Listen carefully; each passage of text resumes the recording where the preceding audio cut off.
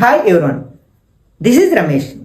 అర్థమెటిక్లో భాగంగా సగటు వేగం అనే కాన్సెప్ట్ని బేస్ చేసుకుని ప్రీవియస్ కాంపిటేటివ్ ఎగ్జామ్లో అడిగిన క్వశ్చన్ని సింపుల్గా ఎలా ఆన్సర్ చేయొచ్చు అనేది ఈ వీడియోలో డిస్కస్ చేద్దాం. ఒక వ్యక్తి మొత్తం దూరంలో సగం దూరము గంటకు 30 కిలోమీటర్ల వేగంతో మరియు మిగిలిన దూరము గంటకు 50 కిలోమీటర్ల వేగంతో ప్రయాణించాడు. ఆ వ్యక్తి తన మొత్తం ప్రయాణంలో సగటు వేగం ఎంత?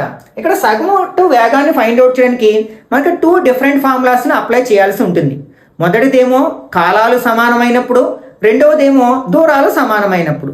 కాలాలు సమానం అంటే మొదటి 3 గంటల సమయం అంటే కాలంలో ఎంత వేగంతో ప్రయాణించి తర్వాత 3 గంటల కాలాన్ని ఎంత వేగంతో ప్రయాణించాడు, ఆ టైప్ ఆఫ్ క్వశ్చన్ అడిగినప్పుడు ఒక ఫార్ములా ఉపయోగిస్తాం. నెక్స్ట్ ఈ టైప్ ఆఫ్ క్వశ్చన్ ఉన్నప్పుడు మనం డిఫరెంట్ టైప్ ఆఫ్ ఫార్ములాను ఉపయోగిస్తాం అన్నమాట. ఫస్ట్ ఏంటంటే టైమ్స్ ఈక్వల్ అయినప్పుడు అప్పుడు మనకు ఫార్ములా ఏంటంటే S1 + S2/2 అన్నమాట.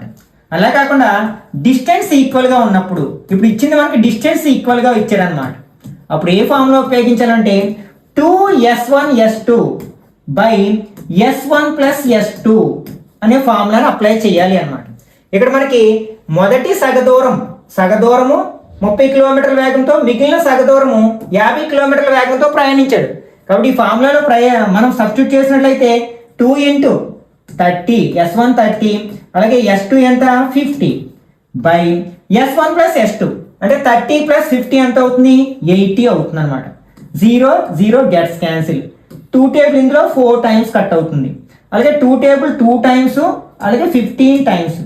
దిస్ ఈక్వల్ టు 15 5 ఎంత అవుతుంది 75/2 అవుతుంది. 75/2 అంటే దాన్ని సగం చేస్తే సరిపోతుంది. 2 table 3 2s are 6 1 5 7 2s are 14 1 point పెట్టి 0 పెట్టుకున్నట్లయితే 10 అవుతుంది.